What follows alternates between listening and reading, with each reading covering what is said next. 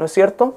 Y la información me va a dar entendimiento, ¿ya? Pero otro que es la formación, que ahí entran a tallar aspectos culturales, familiares, emocionales, experiencias previas, en sí, una serie de otras cosas en la cual ya se hace un cúmulo de carácter más bien subjetivo acerca de la comprensión que yo tengo de algunas cosas, ¿ya? Es lo que llamamos habitualmente que una cosa exactamente igual a dos personas distintas las afecta de manera distinta, ¿ya? Las afecta de manera distinta. Un mismo hecho, un mismo evento, una misma situación, pero exactamente igual, el evento, la situación controlada todo, pero tiene un efecto distinto en las personas porque hay un proceso de comprensión distinta. Entonces, el poder, digamos, amalgamar el entendimiento con la comprensión, que muchas veces se utiliza como sinónimos, pero no lo son, ¿ya? Es lo que a nosotros nos lleva a tener a veces una visión no clara de quién es Dios. Por ejemplo, si nosotros pensamos en cuál es la definición que tiene de Dios en el mundo, la gente diríamos que Dios es amor, ¿no es cierto? Esa es la información escasa que tienen, ¿no es cierto? Y más bien de carácter, ¿cómo se llama? De cualquier lado, pero no de la Escritura, ¿ya? Esa es la escasa información que les genera una formación que va a dar origen a una comprensión de Dios, ¿no es cierto?, totalmente sesgada. Por eso es que la gente llega a decir en un momento determinado, mira, ya sabes que me decepcioné de Dios. Porque si Dios existiera, no sucedería esto. Si Dios existiera, no sucedería esto otro. Entonces, ¿qué es lo que está fallando ahí? Bueno, aparte de su información, es la comprensión, porque la comprensión está construida sobre la base de una experiencia personal, de un deseo, de una visión, de una posición. No de una información correcta, ¿no es cierto? Y eso va a generar que nosotros tengamos, incluso como cristianos, problemas en la comprensión. Por ejemplo, aprendimos la doctrina de la elección. La doctrina de la elección no es difícil de entender. El problema está a nivel de lo que es la comprensión, porque yo tengo paradigmas mentales también que de alguna manera, ¿no es cierto?, van y cuestionan esto que es una información clara, ¿no es cierto?, porque yo tengo una formación, incluso como cristiano, basado en que yo hago la elección, ¿no es cierto?, en que yo hago la elección. Entonces, ese paradigma es justamente el que queríamos, ¿no es cierto?, como iglesia, todos nosotros, aprender de la Biblia y conocer a Dios a través de la Biblia, porque eso inmediatamente nos lleva a conocer sus atributos. El tiempo que pasamos, que puede parecer un tiempo largo, ¿no es cierto?, es en realidad muy pequeño, porque los atributos de Dios son algo inagotable. Sin embargo, ya el solo hecho de haberlos tratado y haber abierto la temática por varios meses, nos hace entender, ¿no es cierto?, conocer y comprender, en el mejor de los casos, ¿no es cierto?, mucho mejor quién es Dios. Dios, mucha gente tiene la idea que es un viejito de barba blanca, ¿no es cierto?, que es re bueno y que esté acá. Y entonces, cuando leen en la Biblia que el Dios del cielo decretó la muerte de todos los habitantes de Canaán, guaguas, mujeres encintas, hasta los animales, todos muertos, se le produce un cortocircuito. Entonces dice, pero ¿cómo? Dios es amor y hace eso. Es que Dios no es solo amor. Y no solamente eso, sino que no es el amor que yo creo que es amor. Y eso es justamente el proceso de conocer a Dios. Su justicia es santa, su amor es santo, su juicio es santo, todo es santo, pero Él no es lo que yo creo que es, sino que es lo que Él me revela que es, el quién es. Por eso cuando leemos nosotros Juan 17:3, Jeremías 9:24 primero, entonces este fue el objetivo de este estudio, que dicho sea de paso se encuentra en la página de la iglesia para que lo puedan repasar.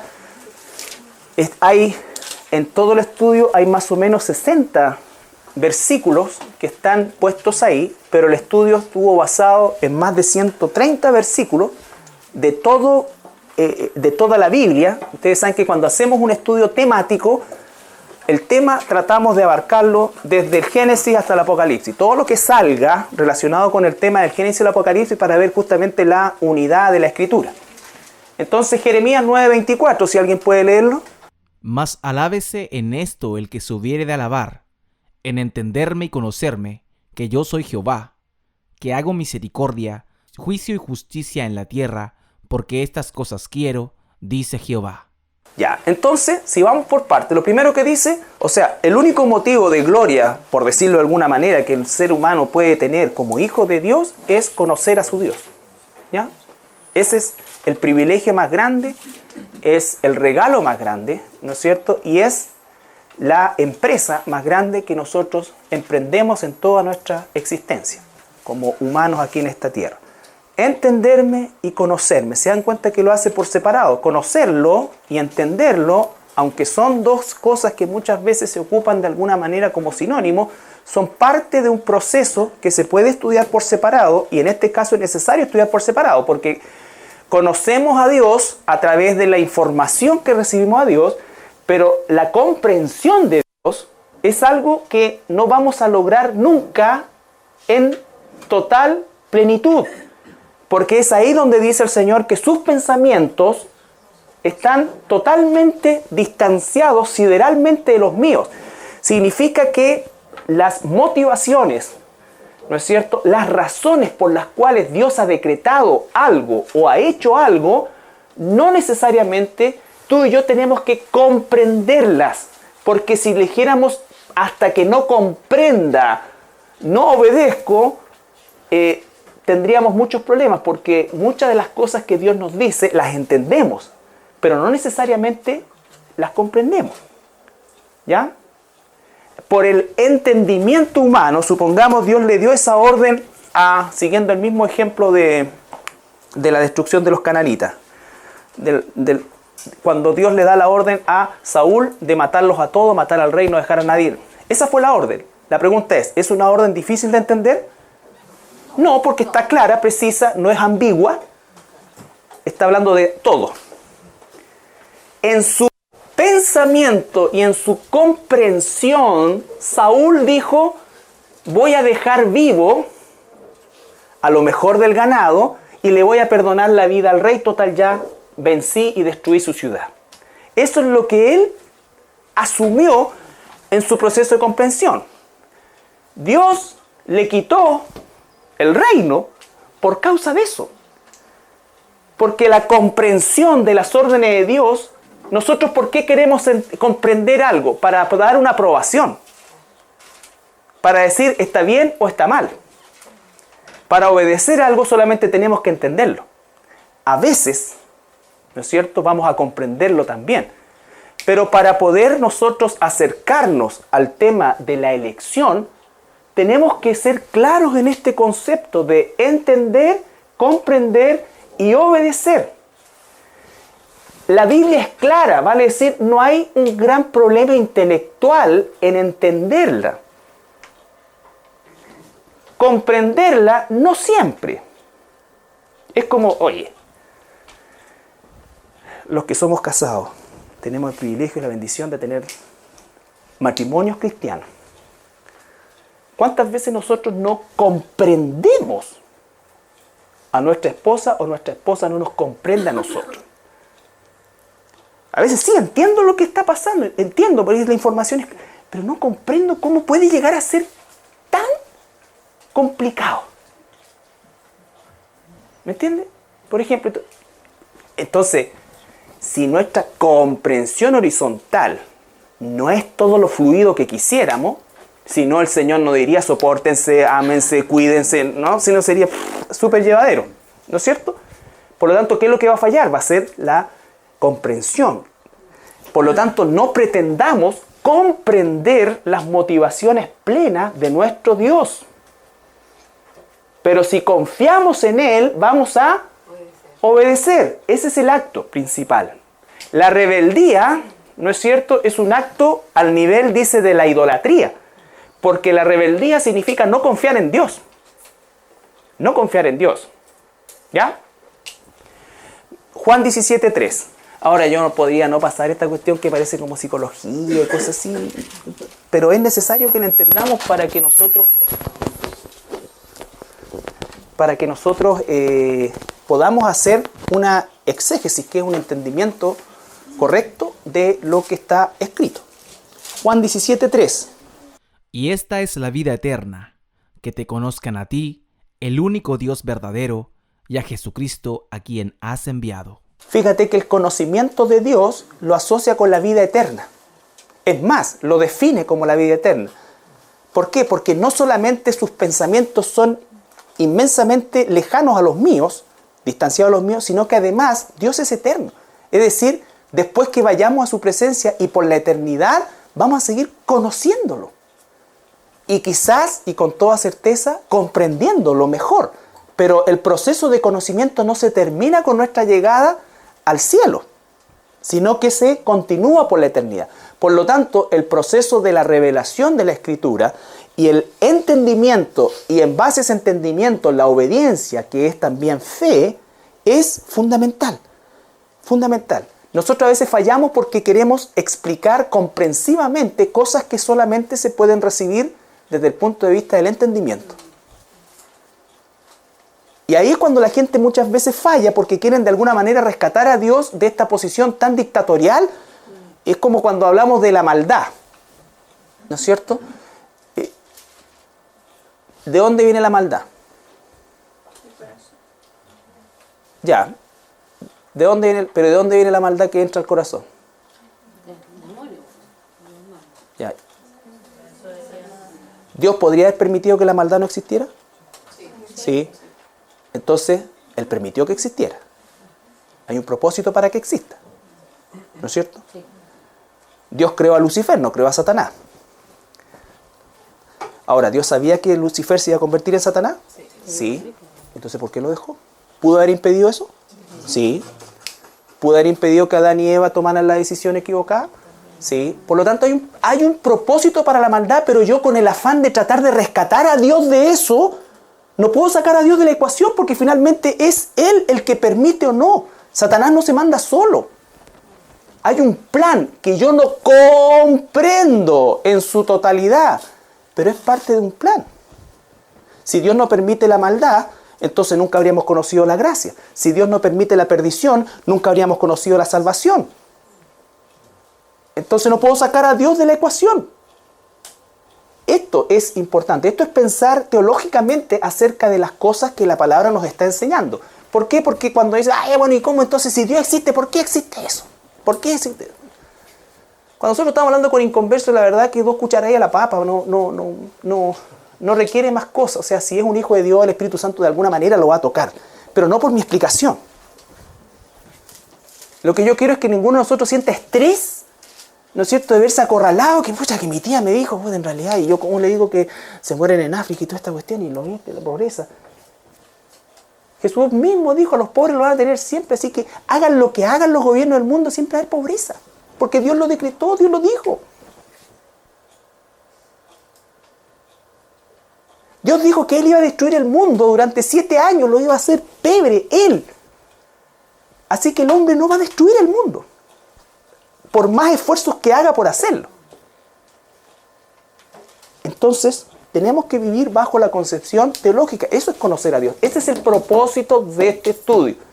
Porque vuelvo a insistir, mucho pueblo de Dios tenía, espero, una relación solamente sentimental con Dios y no una relación escritural con Dios. Y eso hacía que la visión de Dios nuestra fuera muchas veces vedada. Hay lugares donde puro amor, amor, amor, amor, amor, y está bien. Está bien, pero ese amor muchas veces es solamente un sentimentalismo y no una expresión del cambio de Dios en nosotros, porque esas mismas personas que aman, muchas veces son inmensamente orgullosas, no ante la posición nuestra, sino que ante la posición de la palabra de Dios. No, yo no creo que sea así. No, para mí uno elige. ¿Qué es eso? ¿Te das cuenta? ¿Qué es eso? No, Dios, uno elige si se va al cielo, uno elige al infierno. Bueno, eso es lo que tú piensas, que es lo que dice la Biblia. ¿Me entiendes?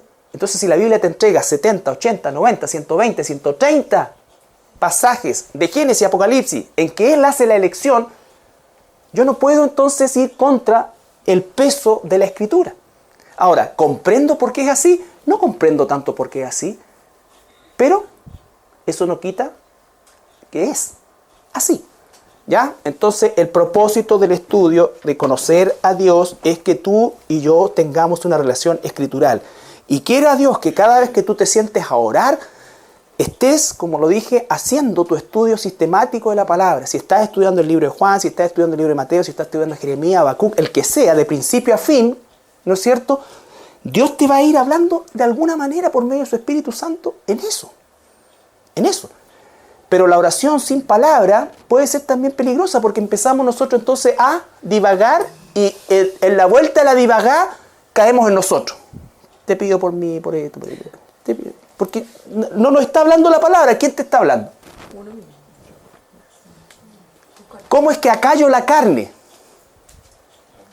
Con la palabra. Entonces con la palabra estoy hablando ahí. Por supuesto que Dios igual quiere que y nos escuche. Él cuando dice...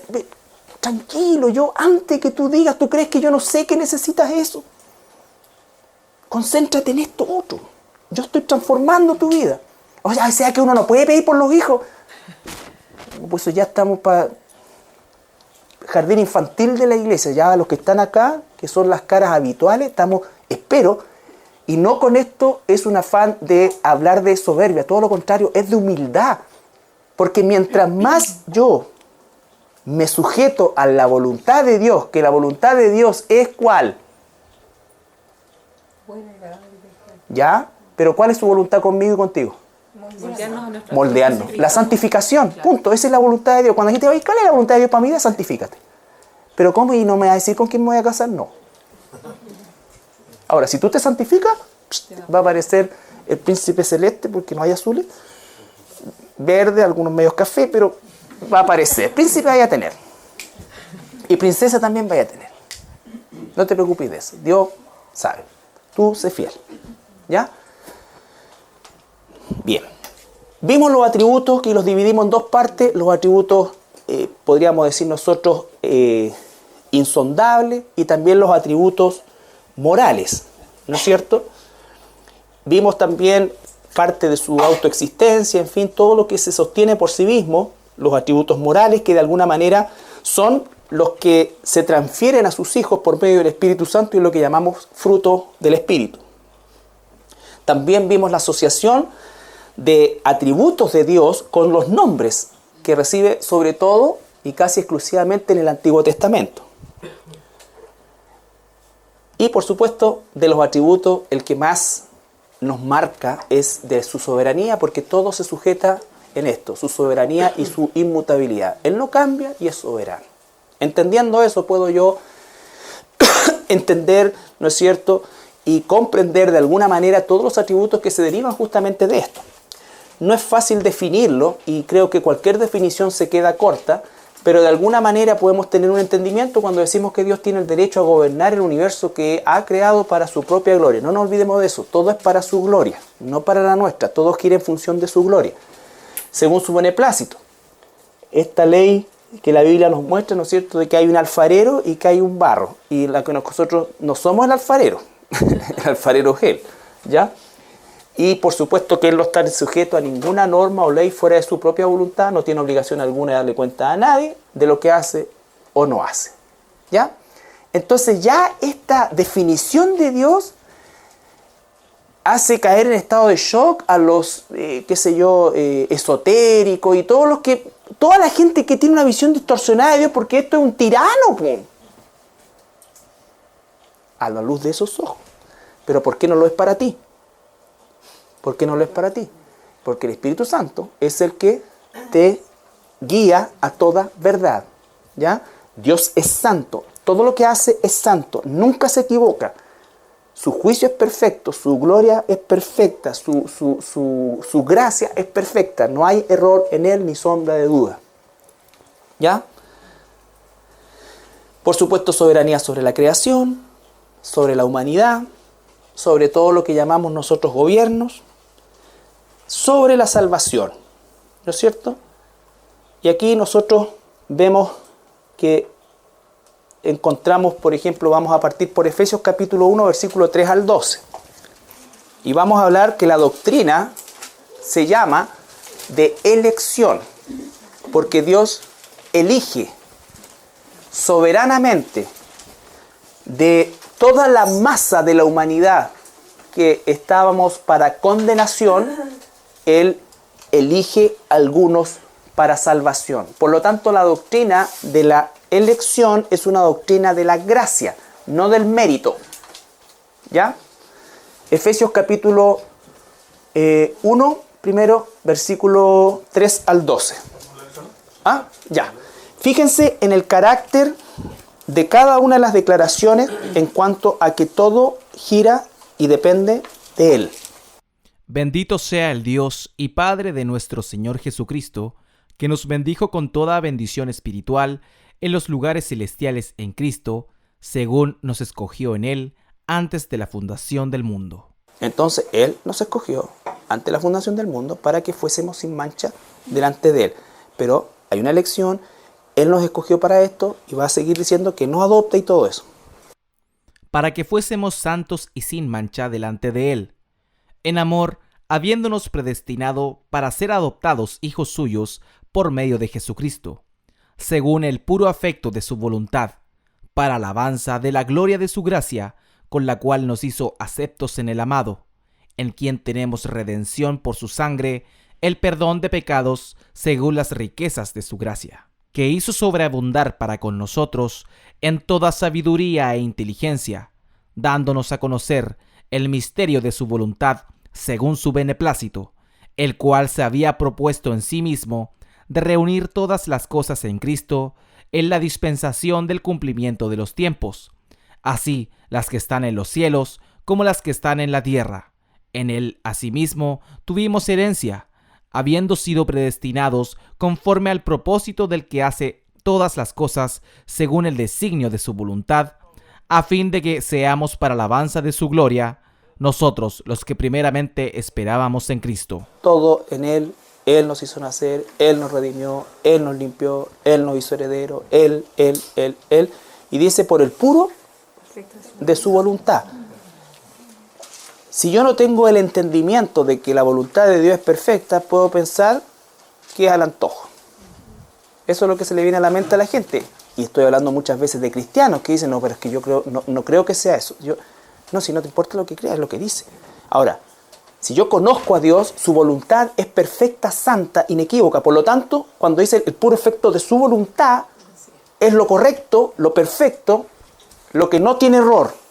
Ahora, no comprendo toda la voluntad de Dios, pero entiendo que Él hizo una elección y que yo soy beneficiario de esa elección sin merecerlo. Efesios 2, 1 al 10. Y Él os dio vida a vosotros cuando estabais muertos en vuestros delitos y pecados, en los cuales anduvisteis en otro tiempo, siguiendo la corriente de este mundo. Pausa. Eso es una declaración capital. Eso no tiene ningún carácter interpretativo. Bueno, ninguna parte tiene un carácter interpretativo, pero eso dice claramente, tú estabas muerto, yo estaba muerto. Supongamos que yo estoy acá al lado de un cadáver. ¿No es cierto? Como vi el otro día que fui al cementerio, que la gente le va a celebrar el cumpleaños al cadáver. Entonces, supongamos ya tengo la torta acá y yo le digo, voy a guardar tu nombre, porque como Lucho, ya, pues sale, ven a comer. Está lista la mesa, ya prendimos las velas, sale Lucho. Y Lucho está ahí muerto. Pregunta, ¿cuánto rato tenéis que llamar a Lucho para que se siente a la mesa a apagar las velas? Está muerto. ¿Qué tendría que pasar para que el Lucho saliera y soplara sus velas? Que yo tuviera el poder para resucitarlo. ¿No es cierto? Ahora, Él nos dio vida porque nosotros estábamos muertos en delitos y pecados. ¿Se entiende? Entonces, Él nos da vida. Yo no siquiera quería tener vida espiritual. Entonces, esto es justamente la definición doctrinalmente teológica de lo que Dios dice. Él tiene un plan y ese plan implica haber hecho una elección en la eternidad pasada antes de la fundación del mundo. ¿Comprendo todo eso? No lo comprendo. ¿Cómo es que Dios planificó antes de la fundación del mundo, antes de que hiciera cualquier cosa? Él ya tenía planificado todo. ¿Comprendo eso? No. ¿Pero lo entiendo? Sí, pues. Está claro. Él planificó, Él lo hizo antes de la fundación del mundo. Si yo te pregunto, ¿cuándo te eligió Dios a ti como hija? ¿Cuándo te eligió? Antes de la fundación del mundo. ¿Viste que lo entendiste? Ahora, ¿lo comprendes totalmente? No. No. Pero es así. Por eso es que, ¿dónde fallamos nosotros? Y me tomé el tiempo de hacer esta diferencia entre entender y comprender. La comprensión es algo que nos va a limitar siempre. Siempre, porque somos criaturas. ¿Ya? Continúa, Luchito. Él nos dio vida cuando estábamos muertos en delito y pecado. Conforme al príncipe de la potestad del aire, el espíritu que ahora opera en los hijos de desobediencia, entre los cuales también todos nosotros vivimos en otro tiempo, en los deseos de nuestra carne, haciendo la voluntad de la carne y de los pensamientos, y éramos por naturaleza hijos de ira, lo mismo que los demás. Pero Dios, que es rico en misericordia, por su gran amor con que nos amó, aun estando nosotros muertos en pecados, nos dio vida juntamente con Cristo, por gracia sois salvos. Y juntamente con Él nos resucitó, y asimismo nos hizo sentar en los lugares celestiales con Cristo Jesús, para mostrar en los siglos venideros las abundantes riquezas de su gracia en su bondad para con nosotros en Cristo Jesús. Porque por gracia sois salvos por medio de la fe, y esto no de vosotros, pues es don de Dios, no por obras para que nadie se gloríe, porque somos hechura suya, creados en Cristo Jesús para buenas obras, las cuales Dios preparó de antemano para que anduviésemos en ellas. Entonces alguien puede decir, entonces somos como robots. No sé. Pero está todo planificado. Eso quiere decir que yo haga todo el esfuerzo posible por los peores, por alguien, si Dios no quiere, no va a hacer. Teológicamente sí, pero ¿cuál es tu misión? Orar. Orar, exacto. No te metas en el escritorio de Dios. Tú tienes que hacer lo que Dios te dice que hagas. Justamente Orar. esta doctrina es la que nos impulsa a nosotros a todo lo contrario de lo que la gente puede pensar. Supongamos que yo dijera, no es así. Es uno el que elige. ¿No es cierto? Dios ya hizo su parte, ahora yo lo elegí. ¿De qué habría dependido el que yo lo eligiera? De mí. Pero ¿qué elementos tendrían que haberse cruzado, por decirlo de alguna manera? Que alguien me hubiese predicado súper claro el Evangelio. Haber tenido acceso a él. Si yo, en un estudio evangelístico, hice la elección y el que vino al lado mío, que no lo conocía, pero nos conocimos ahí, no la hizo, él tiene algo, o sea, él no tiene algo que yo sí tengo. A lo mejor yo no soy tan malo. Hay algo de bondad en mí. Y entonces significaría que el mérito es personal. No hay cosa más orgullosa que creer que uno eligió. En cambio, cuando yo sé que me eligieron sin merecer nada, que era hijo de ira, igual que los demás, que hacía las mismas estupideces y todo que los demás, y que no había nada en mí, que solamente por el puro efecto de su gracia. ¿Qué pasó? Te pegó. Pensé que se me había dejado al cierre. Entonces, el puro efecto de su gracia, eso dice, chuta, Dios mío, ¿qué quieres que haga? Si yo merecía lo mismo que el otro y peor. ¿Me entiendes? Entonces, cuidado con lo que hagamos, cuidadito, que eso del elegido te pone como orgulloso. No. Cualquiera que se crea el elegido, como el Matrix o cualquiera así, no es hijo de Dios. Porque el verdadero elegido, lo que van a hacer en su corazón es humildad, agradecimiento. Por eso es que dice el Señor que nosotros tenemos que orar sin cesar. Pero después que hemos orado sin cesar y que hemos rogado por la salvación de otros, nos presentamos delante del Señor. ¿Y qué nos dice el Señor? Siervo inútil, lo que tenía que hacer, hiciste. Nada más. Soy inútil porque no es mi oración la que va a transformar, pero Él me manda a orar. Exacto. Así que, cuidado con la otra parte que dice, ¿no es cierto?, que nosotros elegimos. No. Ahora, en tiempo real, por así decirlo, tú y yo hicimos una elección y eso fue real.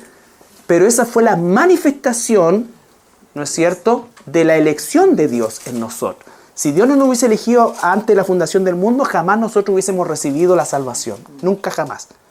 ¿No es cierto? Entonces sí, tú hiciste una oración, tú le entregaste tu vida al Señor, todas las cosas, pero quien te eligió fue Dios. Si Dios no te hubiese elegido, nunca hubieras hecho eso. Y en el tiempo que correspondía, según el plan y el designio de Dios, tú recibiste al Señor. Y lo más importante hoy día es el proceso de santificación. El destino ya está trazado. Él nos predestinó al cielo, a la gloria eterna. Ya Él nos ve en los lugares celestiales, pero nos deja todo el tiempo que Él ha determinado porque su propósito es la santificación. Eso es lo más importante en la vida de un cristiano. Es la obra más importante a la que estamos sujetos. De todo lo importante que podemos considerar en esta vida, la santificación es lo más importante. Pero la santificación no es un proceso religioso, es un proceso espiritual. Los frutos que el Espíritu da en nosotros son amor, gozo, paz, paciencia, benignidad. No nos transforma en fariseos, no nos transforma en personas con falta de amor, sino que nos transforma en personas con compasión, con misericordia, pero con una firmeza doctrinal. ¿Quién podría decir que Jesús no fue amoroso? Nadie, ¿no es cierto? Jesús no fue meloso, pero fue inmensamente amoroso. ¿Sí, meloso? Así que, ven para acá, Juanito, Pedrito, la barbita de Pedrito, mi chiquitito. ¿Qué están haciendo mis chiquitines? No. No. ¿Ya? De miel. Es que un término de Copiapó para arriba. De lo que va a desaparecer en un par de semanas. Ya se está poniendo Bueno, y, Salfate. ¿Usted se quiere poner salfate? no. El juicio de Dios va a caer. De alguna manera los destellos del juicio de Dios sigan permitiendo que los homosexuales tengan voz y voto, sigan abriéndole la moneda al movimiento esto. Vayan a mirar cómo se legalizó la marihuana en Uruguay, ¿no es cierto? Los diputados tengan un congreso ateo, tengan una presidenta atea. Los mismos que votaron por la presidenta atea corrían con la cara desorbitada, me decía mi hermano, hacia el cerro. Entonces, no hay que ser... Lógico. ¿Y aún la va a tener? Exacto. Y por amor a sus hijos que se encuentran en ese lugar, todavía no va a desatar. Así que, nada que ver con Salfate. No soy profeta ni hijo de profeta. Tesalonicenses, 2 Tesalonicenses 2, 13 y 14. Con la palabra de Dios. Estados Unidos empezó con todos sus problemas climáticos. Han tenido todos los huracanes, terremotos y cosas concentrados en 2 décadas. Todo lo que han tenido en todos los siglos de que se fundó los Estados Unidos se concentró en menos de 2 décadas. Cuando sacaron la Biblia de los colegios, cuando empezaron con eso. Es abandonar a Dios. Es abandonar a Dios. 2 Tesalonicenses 2, 13 y 14. Pero nosotros debemos dar siempre gracias a Dios respecto a vosotros, hermanos amados por el Señor, de que Dios os haya escogido desde el principio para salvación, mediante la santificación por el Espíritu y la fe en la verdad, a lo cual os llamó mediante nuestro Evangelio, para alcanzar la gloria de nuestro Señor Jesucristo. Ahí está nuestra misión, llevar el Evangelio. Pero el llevar el Evangelio es una obra hecha sobre la base ya de un plan y una elección hecha. Pero el plan de Dios no anula la ordenanza que Dios tiene para nosotros. La ordenanza que Dios tiene para nosotros es predicar el Evangelio a toda criatura, sabiendo que no toda criatura se va a salvar. Pero la ordenanza es parte de todo el proceso. Él hizo la elección, Él proveyó la salvación por medio de la muerte de nuestro Señor Jesucristo, Él manifestó la salvación a sus hijos por medio del Espíritu Santo y nos manda a predicar el Evangelio a toda criatura. ¿No es cierto? Ahí está, ¿no es cierto? Y el proceso final es alcanzar la gloria de nuestro Señor Jesucristo. Entonces, cuando hablamos nosotros de la elección de Dios, estamos hablando de una doctrina absolutamente bíblica. Ustedes deben sentirse tranquilos con el hecho, ¿no es cierto?, de que efectivamente la doctrina de la elección es una doctrina bíblica. ¿Ya? No es una doctrina que nace con Calvino en el periodo de la Reforma Protestante. Lo que hace Calvino es reflotar la única doctrina que ha existido en la historia de la Iglesia, la verdadera doctrina. Y ellos tuvieron, ¿no es cierto?, una iluminación que permitió que el Evangelio volviera al primer lugar, y tienen un mérito histórico inmenso, ¿no es cierto?, pero no son los creadores de la doctrina, ¿ya? Cuando alguien se dice calvinista, está cometiendo un error, porque nosotros somos cristianos, no somos calvinistas, ¿ya? Calvino tuvo la valentía de sacar a flote esta doctrina por iluminación de las mismas palabras que estamos leyendo hoy día nosotros, y él tuvo la valentía en una época en que le podía haber, y de hecho le cuesta la vida, ¿no es cierto?, haberla vuelto al tapete de la verdad histórica del Evangelio, del único Evangelio. ¿Ya? Entonces, está claro eso, que ha sido como el gran cambio en nuestra concepción de la comprensión de lo que ha sido la palabra de Dios. ¿Ya? Todos nosotros de alguna manera estábamos en una posición algo errada o francamente errada, pero por un desconocimiento más profundo. Y justamente por eso es que trajimos a colación el estudio del conocer a Dios, para conocer realmente que todo es por Él, de Él, para Él y para su gloria. ¿Ya? Para su gloria. Y nosotros estamos agradecidísimos de ser parte de ese proceso, aunque no tengamos injerencia en los resultados. Nuestra participación en el proceso es darle gloria a Él. ¿Y cómo le damos gloria a Él? Santificándonos, ¿no es cierto?, caminando el proceso, buscando de Dios, haciendo su voluntad, compartiendo el Evangelio. Su voluntad es vuestra santificación y compartir el Evangelio. En el trabajo, Dios por eso ha permitido que tú tengas una profesión, una actividad, una familia, un entorno, porque quiere llevar su gloria a todo lugar. Si tú eres un profesional, un técnico, un maestro, lo que sea, en el ambiente donde Dios te ha puesto, tú tienes que ser una luz y una sal, ¿ya? Esto no es vivir en un claustro donde, como los franciscanos, de creer que alejarnos de... No, porque Dios nos puso en este mundo y Él nos ha permitido tener, hacer y tener incluso habilidades para desarrollar oficios, actividades, profesiones. Pero el entendimiento que yo debo tener es que todo eso es para su gloria. ¿Y cómo es que lo hago para su gloria? En primer lugar, haciéndolo la santidad una actividad en mi vida diaria y haciendo lo que Él me mandó a hacer, compartir el Evangelio de salvación. ¿Ya? Entonces, eso es importante. Por eso es que estamos en el mundo, pero no somos del mundo. El no ser del mundo no es no trabajar, no es no estudiar, no es no ejercer una actividad o profesión. No, es hacerlo para la gloria de Dios. Y cuando lo hacemos para la gloria de Dios, la motivación es la correcta, la dirección es la correcta, y por lo tanto debemos estar tranquilos del fruto que exista de eso. Si yo sinceramente estoy siendo transformado por el Espíritu Santo, ¿en qué se traduce eso? No en una perfección, sino en una dirección. No en que no cometas pecado, sino que en tu lucha, mi lucha contra el pecado. No en que no haya falla en mí, sino que a pesar de esa falla y el dolor de la falla, Dios me levanta, me restaura y me lleva otra vez a la meta, camino a la meta. Eso es, ¿me entienden? No es una búsqueda de la autogratificación ni del autoperfeccionamiento, sino que de su gloria, plenamente de su gloria. ¿Ya? Bueno, ahí hay más pasajes sobre la salvación. Y me gustaría leer Romanos 8, del 28 al 33.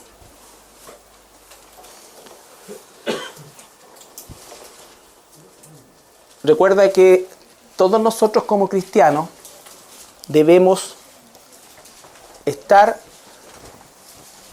permanentemente revisando la carta del apóstol Pablo a los romanos, porque ahí están las bases doctrinales prácticamente en su totalidad, que después de alguna manera se profundizan o se vuelven a tratar en el resto de las cartas.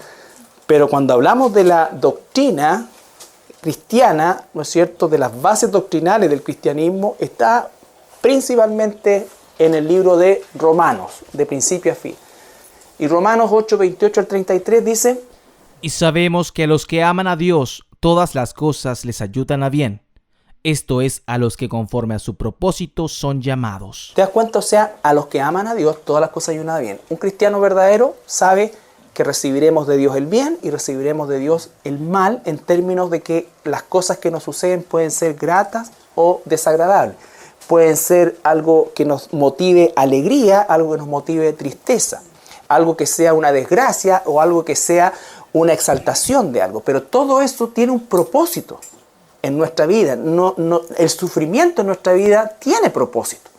Tiene propósito. Por eso es que el cristiano no busca no sufrir. No quiere sufrir. Yo no quiero sufrir.